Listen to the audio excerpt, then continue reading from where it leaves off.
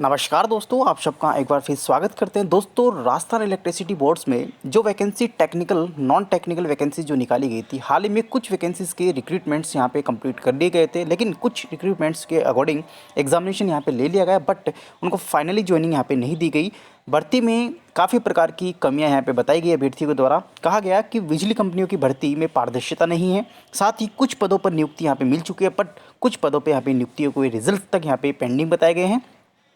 तो यहाँ पे ये भर्तियों की हम बात करें तो इसमें सबसे पहले यहाँ पे आईएन यानी कि असिस्टेंट इंजीनियर के पदों के ऊपर निकाली गई थी। लेखा अधिकारी, कार्मिक अधिकारी, साथ ही सहायक कार्मिक अधिकारी, कनिष्ठ विधि अधिकारी, junior engineer, junior accountant, junior chemist, stenographer, सूचना सहायक आदि के जो पद जो हैं कॉमर्शियल असिस्टेंट समेत इसमें टोटल पदों की वैकेंसी यहाँ पे निकाली गई थी।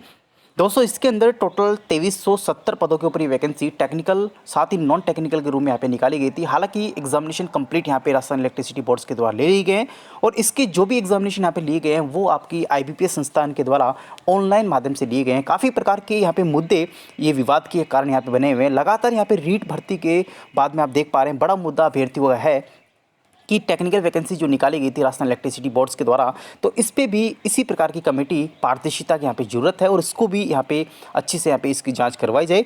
तो यहाँ से आप देख पा रहे हैं प्रदेश में रीट परीक्षा के पेपर आउट होने साथ ही गड़बड़ी के मुद्दे पर सड़क से लेके विधानसभा तक यहाँ पे अभ्यर्थियों का हंगामा चल रहा है, जिसमें वहीं सरकारी बिजली कंपनियों की अगर बात करें तो 1 साल पहले यहाँ पे भर्ती शुरू की गई थी, लेकिन अभी तक इस भर्ती को पूरा नहीं किया गया।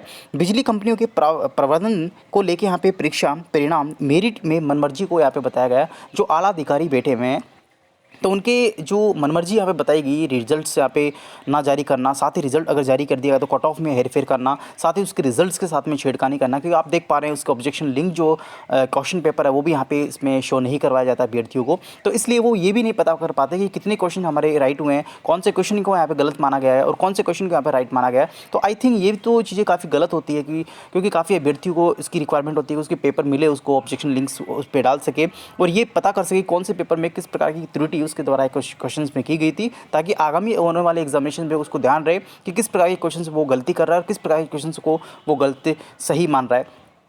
तो उसी प्रकार से यहाँ पे जिम्मेदारी लेने का की अगर बात करें तो आला अधिकारी को द्वारा किसी प्रकार की जिम्मेदारी इस भर्ती पे नहीं ली जा रही।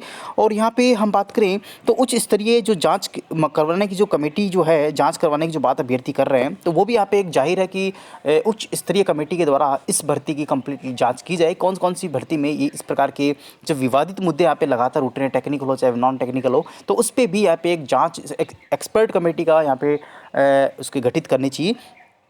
साथ ही यहाँ पे उच्च जो स्तरीय कमेटी की जांच जो है वो JEN, junior accountant, commercial assistant, junior assistant सहित अन्य पदों के ऊपर फाइनल रिजल्ट व नियुक्ति भी अटकी हुई है। साथ ही अभ्यर्थी कंप्लीटली भर्ती से हताश हैं। हेल्पर की भर्ती करवाने वाली एजेंसी का ऑडिट करवाने की मांग यहाँ पे उठ रही है। अभ्यर्थी का आरोप है कि भर्ती परीक्षा में उत्तर कुंजिका नहीं दी जाती, साथ ही प्रश्न पत्रों पर आपत्ति का भी यहाँ पे लिंक नहीं मांगा जाता। तो भर्ती में पारदर्शिता नहीं है। और वहीं उत्पादन निगम के मुख्य जो कार्मिक अधिकारी आलोक शर्मा का जो दलील के परिणाम में देरी लगती है। साथ ही हम बात करते हैं आगे जो अभ्यर्थियों के दस्तावेज जांच की और मेरिट का इंतजार यहाँ पे अभ्यर्थी कर रहे हैं। काफ़ी आपने देखा है कि डॉक्यूमेंट वेरिफिकेशन यहाँ पे राजस्थान इलेक्ट्रिसिटी बोर्ड्स के द्वारा जो भर्ती करवाई गई थी कुछ वैकेंसी से, तो उनके ऊपर डीवी यानी कि डॉक्यूमेंट वेरिफिकेशन करवा ली गए हैं, लेकिन उनके ऊपर किसी प्रकार के जो आगे के मेरिट लिस्ट है, उसकी ज्वाइनिंग लिस्ट है, उसकी काउंसलिंग है, वो प्रक्रिया यहाँ पे हाल ही में इनके द्वारा जारी नहीं की गई है। तो उसको लेके भी हम बात करेंगे। तो बिजली कंपनियों में 537 पदों पर भर्ती के लिए 1147 अभ्यर्थियों के दस्तावेज जांच यहाँ पे किए गए हैं। दस्तावेज जांच की बात करें तो 10 दिन यहाँ पे बीत चुके हैं, लेकिन मेरिट अभी तक यहाँ पे जारी नहीं की गई। ऐसे में बिजली कंपनी का आवंटन को जारी नहीं है। साथ ही अभ्यर्थियों का आरोप है कि जब सभी अभ्यर्थियों के अंक यहाँ पे हैं तो फिर मेरिट में देरी करने की इसके पीछे क्या कारण बताया जा रहा है। आखिर यहाँ पे अभ्यर्थियों को कहना है कि इस प्रकार की जो गड़बड़ी है वो साफ यहाँ पे उनको नज़र आ रही है और यहाँ पे इसकी सीबीआई से जांच करवानी चाहिए। अभ्यर्थियों ने सभी परीक्षाओं के अंक पोर्टल पर सार्वजनिक यहाँ पे करके वेटिंग लिस्ट भी यहाँ पे जारी करने की मांग की गई है। साथ ही उत्पादन निगम में अगर बात करें तो 749 पद, जयपुर डिस्कॉम की बात करें तो 115 पदों पर, अजमेर डिस्कॉम में 43 पदों पर और जोधपुर डिस्कॉम में 127 पदों पर यह भर्ती करवाई जा रही है। 1 साल से ये भर्ती प्रक्रिया यहाँ पे चल रही है जो कि अभी हाल ही में पूरी नहीं हुई है। तो प्रदेश के जयपुर, जोधपुर, अजमेर डिस्कॉम के साथ ही बिजली प्रसारण कंपनी और बिजली उत्पादन कंपनियों में टेक्निकल अधिकारी, साथ ही मंत्रालय संवर्ग के टोटल 2370 पदों पर यह भर्ती प्रक्रिया लगभग 1 साल से यहाँ पे चल रही है।